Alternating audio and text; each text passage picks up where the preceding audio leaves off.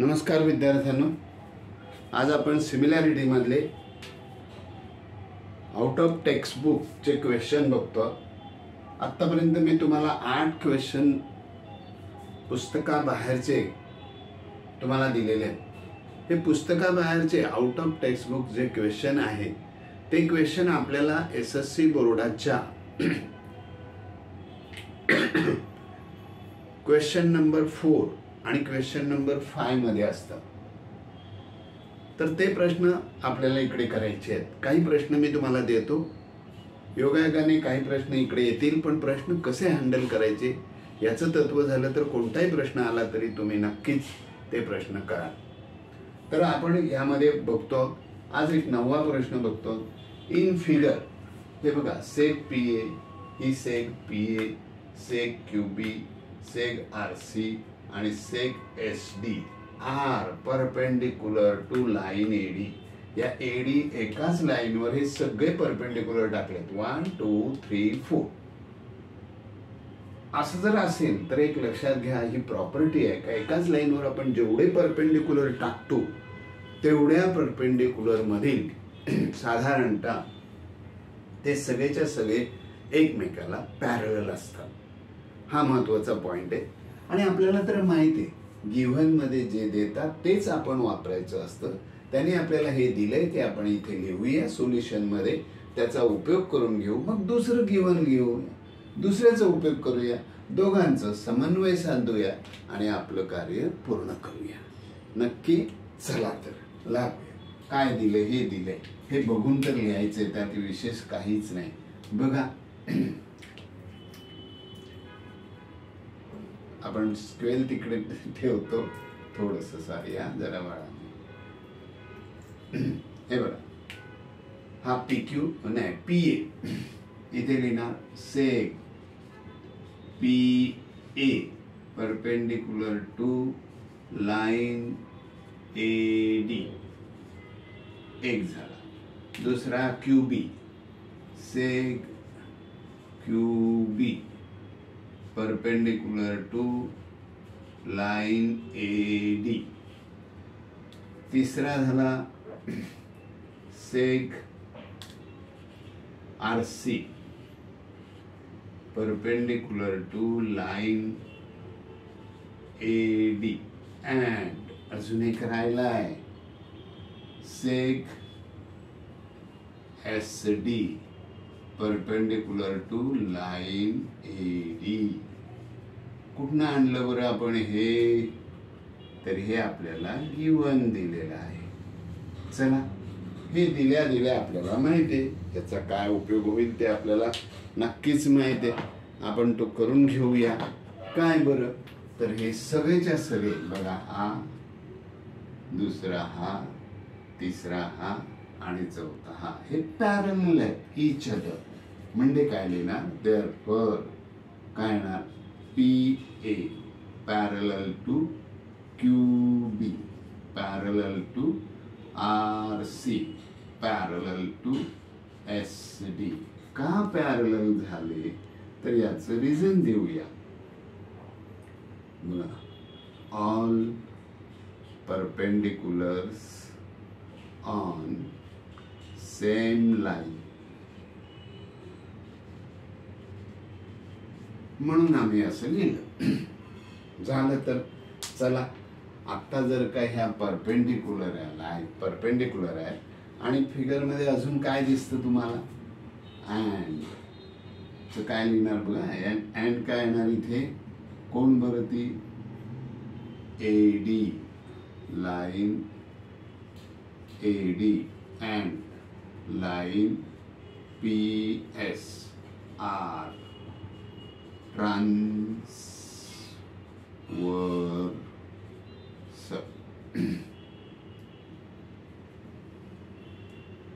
We असावं, transverse बरोबर। हे सगळं गिव्हन आहे। म्हणून मग काय, म्हणून काय येणार? 3 पॅरलल लाईनचा जो थेरम आहे ना, प्रॉपर्टी आहे 3 पॅरलल लाईनची, तर यांचे रेशो इक्वल असतात। कसा रेशो येणार बघा? P Q upon A B Q R upon B C, R C R S upon C D. इकडच्यांचे रेशो आणि यांचे रेशो सारखे असतात. मग लिहूया का आपण? लिहूया. देअरफॉर काय लिहूया? देअरफॉर काय लिहूया बघा? P A upon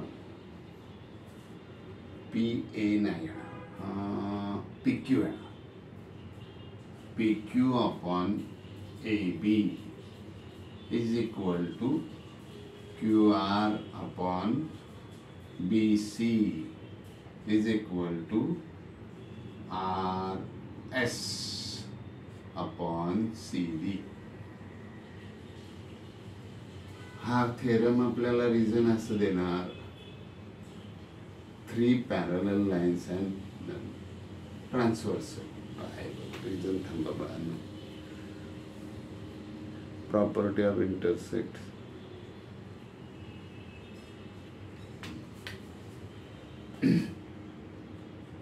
Three parallel lines and their and transversal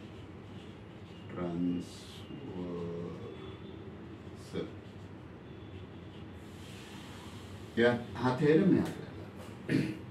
मग याला आपण इक्वेशन नंबर 1 देऊया. चला, पहिली गोष्ट त्यांनी जी दिली ती आपण घेतली आणि ती आपण लिहिली. आता दुसरी गोष्ट त्यांनी काय दिली? नेहमी आपल्याला हे लोक देतात तेच आपण वापरायचं. आपल्या खिशात काही नसतं किंवा काय वापरावं हा भागच नाही. जो दिलाय तो. साधी गोष्ट आहे. ताटात ही भजी ठेवली, माहिती आहे भजी खायचंय. ताटात भात दिले, तर डाळ भात सगळं येईपर्यंत ती खाऊ शकत नाही. जाऊ दे, आपण आपलं कामाला लागूया. हा सी डी आहे. C D. चला चला चला चला चला. दुसरं गिवन काय आहे ते बघा. A B is to B C हे is to C D is equal to 3:4 is to 5. हे गिवन आहे. गिवन. चला आपण याचा उपयोग करूया. याचा उपयोग आपण असं लिहिणार आहोत. काय लिहायचं माहिती का? सरळ A B upon 3 is equal to हे बघा B C upon 4 is equal to C D upon 5. ह्याला इक्वेशन नंबर 2 देऊया आणि हे कसं आलं ते एक्सप्लेन करतो. हे बघा, त्यांनी आपल्याला असं दिलेलं आहे. A B C is to C D असं दिलेलं आहे. आणि याच्या खाली त्याने दिलंय, याचं दिलंय 3:4 इज टू 5. आपण यांचा रेशो आणि यांचा रेशो घेऊया. म्हणजे काय येणार? A B upon B C is equal to is to म्हणजे रेशो असतो आणि इथे येणार 3/4. आपण काय करू? या दोघांना अल्टरनेटिव्ह करू. म्हणजे याला इकडे याला तिकडे घेऊया. म्हणजे ए बीच्या खाली काय येणार? 3 आणि 4च्या वर काय येणार? बी सी असं येतं 4. तसंच मग सिमिलरली सी डी बरोबर काय येणार आहे? 5 असे. तर हे कसं येतं हे तुम्हाला थोडंसं एक्सप्लेन केलंय आणि हे डायरेक्ट लिहिलं तरी चालेल. आता आपण काय करणार आहोत? इक्वेशन फर्स्ट आणि सेकंडचं मल्टिप्लिकेशन करूया. काय करायचं? मल्टिप्लिकेशन करायचं. इक्वेशन फर्स्ट आणि सेकंड बघूया. जरा सावकाश करावं लागेल. थांबा हा. आता बघा, ह्यांचं मल्टिप्लिकेशन इज इक्वल टू याचं मल्टिप्लिकेशन इज इक्वल टू याचं मल्टिप्लिकेशन. आपण ब्लॅक मध्ये लिहूया. चालेल, असं लिहूया. बघा इथे इकडे घेऊया. P Q upon A B into A B upon 3. इथे येणार Q R upon B C into B C upon 4. मग ह्या दोघांचा is equal to R S है ना upon C D into C D upon 5. इथे लिहूया मल्टिप्लाइंग 1 and 2 या दोघांचं मल्टिप्लाइंग केलं. मग आता इथे काय जाईल त्याला बघूया, घालूया. ए बीला जोडीदार मिळाला, ए बी पळाला. BC ला मिळाला, BC पळाला. CD ला मिळाला, CD पळाला. काय राहिले ते जरा तिकडे लिहूया आता आपण. आणि आता आपल्याला हे काय, याची काय आवश्यकता नाहीच आहे ना, हे तुम्हाला एक्सप्लेन साठी दिलं होतं, समजण्यासाठी. डायरेक्ट लिहू शकतो आपण. चला तर मग आपण इकडे वळूया. आपण इकडे आता राहिलंय ते जरा घेऊया. मला जरा पट्टीचा उपयोग करावा लागेल. हे बघा, PQ/3 राहिला. PQ/3 is equal to QR/4 है ना. QR/4 is equal to RS/5. याला आपण चौथं इक्वेशन देऊया. 4. अशा प्रकारे आपल्याला हे मिळालं. आत्ता बघा, आता एक आपल्याला थेरम आहे, ratio on equal ratio on. नाही, एक मिनिट, मला त्याचं बघा नाव बघू द्या, माझ्याकडे आहे का. हो ठीक आहे, आठवेल मला, तुम्ही काळजी करू नका.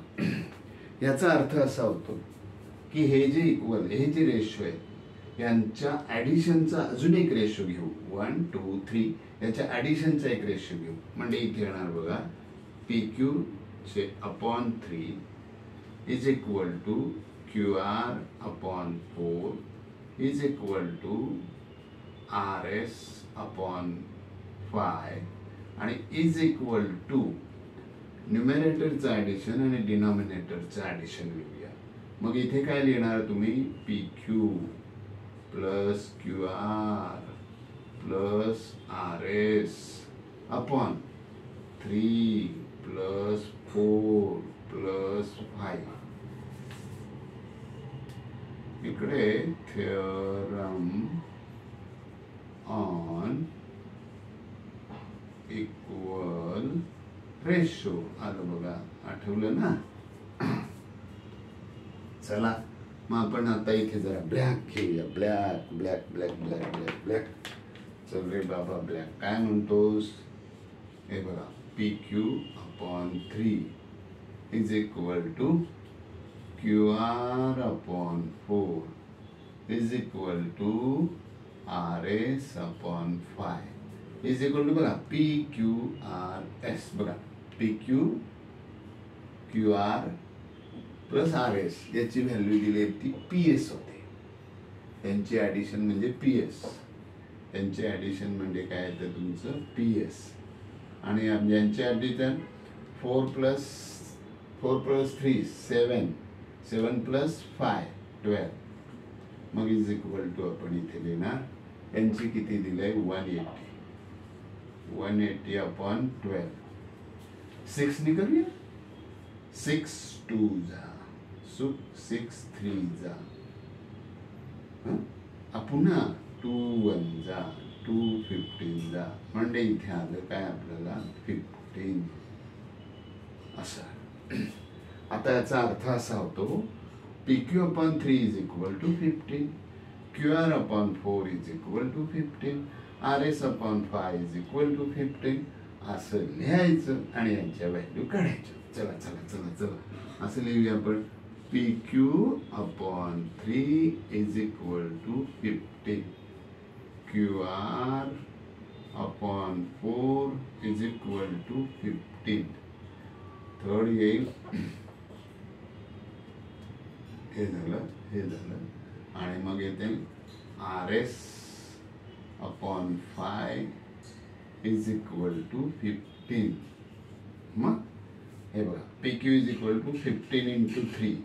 आता 15 into 3 15 3 45 लिहिता येईल का. हो लिहिता येईल. हे बघा, म्हणजे इथे येणार PQ is equal to 15 into 3. Therefore PQ is equal to 45. चला QR ला घेऊया. QR is equal to 15 into 4.